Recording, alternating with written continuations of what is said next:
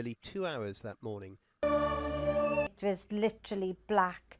I just see that I can say thank you to her.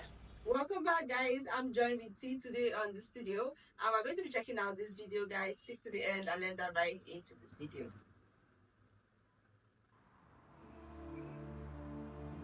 In Aberfan, as Gaynor Madgwick knows only too well, the past is never far away.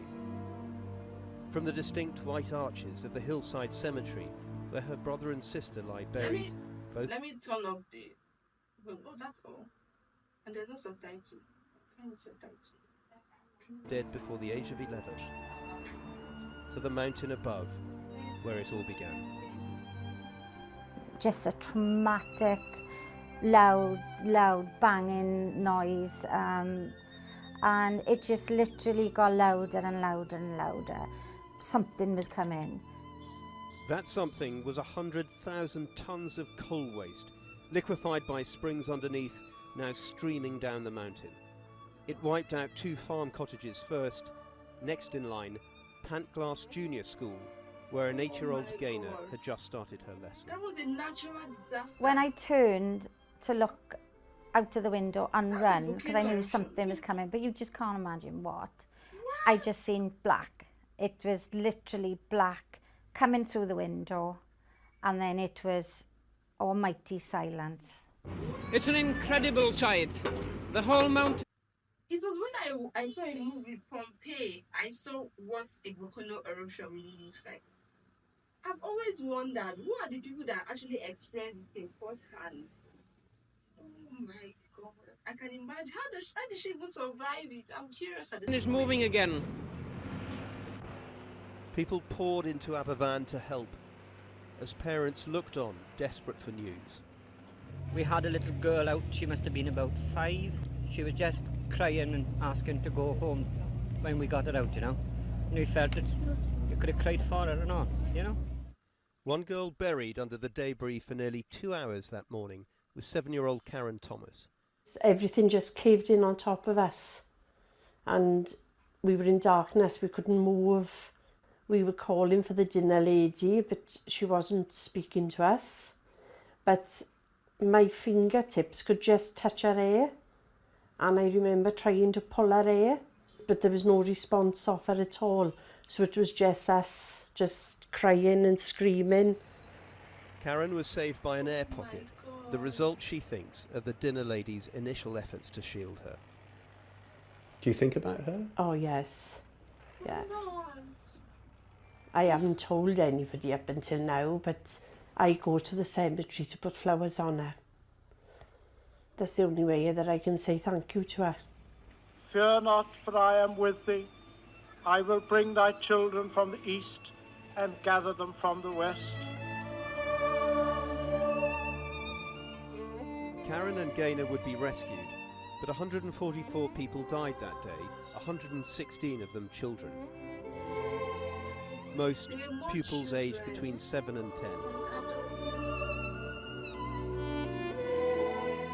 In this music, specially composed for the 50th anniversary, in plays and documentaries, the story of Aberfan is being told once again.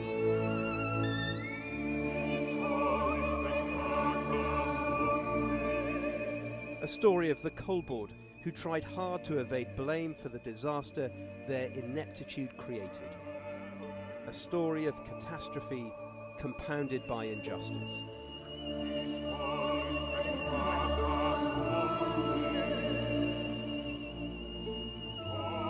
And what of Aberfan now? Coal once completely dominated this valley. From the pit head below to the slag heaps above, it was all pervasive. So many lives here were shaped by it, and so many lives on that 1 October morning were taken by it. Few villages have had this industry so viscerally embedded into their story as Aberfan, and yet look around now and barely a trace remains. There is the miners' monument on the road in, but the colliery and coal tips are long gone. And amidst the little changed streets, where the school once stood, lies a memorial garden. Hold the spade and tip it, just pretend you're on Barry Island Beach. That's it. Well done, well done. Local school children help plant a tree. Standing within this immaculate garden's neat edges, the footprint of the old classrooms once filled with children their age on a Friday morning before half-term. What does it feel like to be here where the school used to be? It feels amazing to be a part of this big thing. It's very sad, but you can also keep on going on. You live in Aberfan, do you, Lily? Yeah. What's the best bit about living in Aberfan? And the best bit about living in Aberfan is that you can play with your friends every day and you know that it's a safe place to play.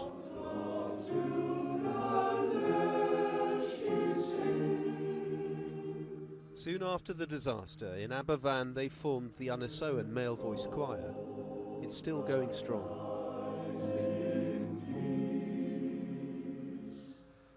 Brian was another who left the school that day alive, but his sister didn't.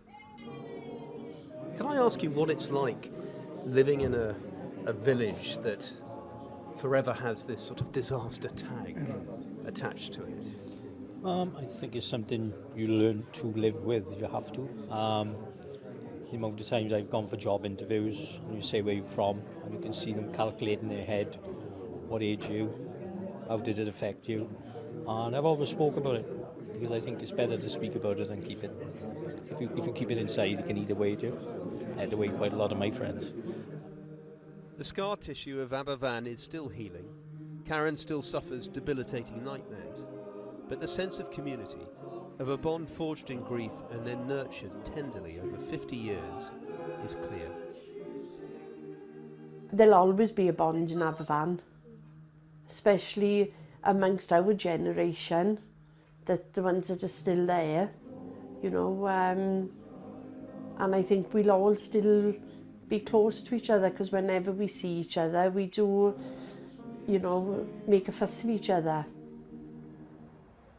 Some here have never spoken publicly about what happened until now. Some still can't. In Aberfan, the impact of that terrible morning, half a century on, remains profound.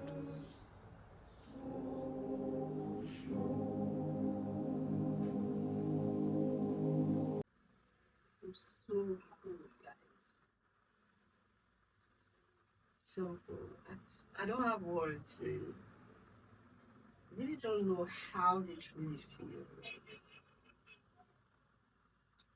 But I just have a question. Is that place still safe for human life so that history doesn't repeat itself?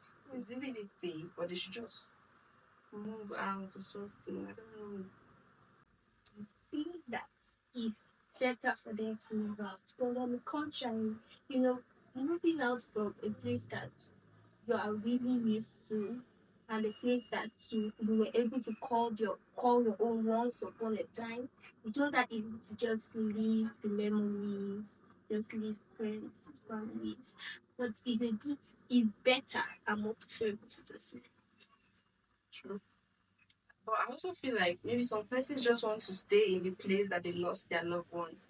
Like if they were here, then I want to be here with them. They want to feel close. Like I think she mentioned in one of her statements that she feels close. They like to be close to each other. Wow. Guys, like get a take on this. Do you know more about the story? Keep it coming in our comment section. Until next time.